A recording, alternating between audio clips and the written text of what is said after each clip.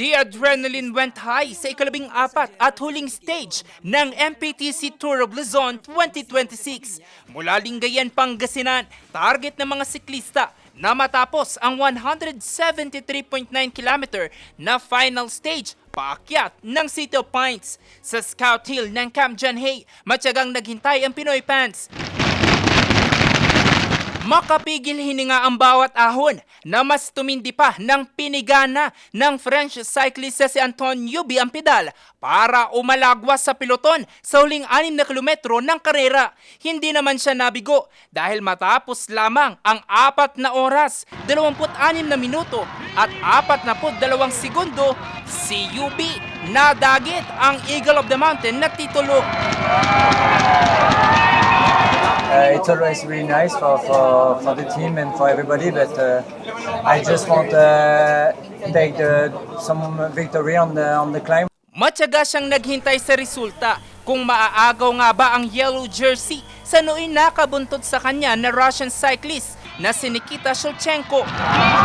Yeah, I'm really happy to finish second, but the objective was really to get the yellow jersey today, and I do the best. I want to win the yellow jersey, but I lost it. I do my best, but it was not enough. Bagamat nanguna sa huling stage si Yubi, bigo pa rin niyang maagaw ang yellow jersey kay Shulchenko sa pinagsamang oras kasi humataw sa bilis si Shulchenko na may kabuang oras na 41 oras, 11 minuto at 10 segundo. 1 minuto at 34 na segundo ang pagitan kaysa kay Yubi. It was very dangerous, but I have a gap. Thank you guys, thank you fans.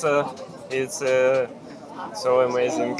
Pumangatlo naman sa final general classification ang 19-year-old Syrian cyclist na si Ibrahim Al-Rifai ng LCW UAE Cycling. It's my first time ever to be here in the Philippines, and I'm really happy. It's one of my best opportunity.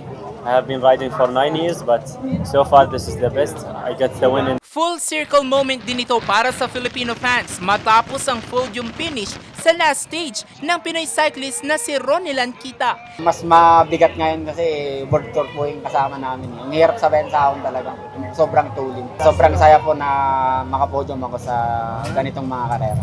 Ang MPTC Tour of Luzon kasama mga batak na foreign cyclists tila isa ngayon sa sukatan kung makakasabay nga ba ang Filipino cyclist sa Tour de France na isa sa mga sikat na cycling event sa mundo.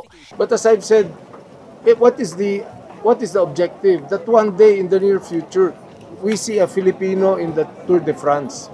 Hindi naman imposible yan eh. Focus lang natin lahat ng resources natin. Focus lang natin lahat ng training para sa kanila. Lalaban at lalaban yan. Oo, kakayanin siguro kung sa training po, ganun, disiplina sa sarili.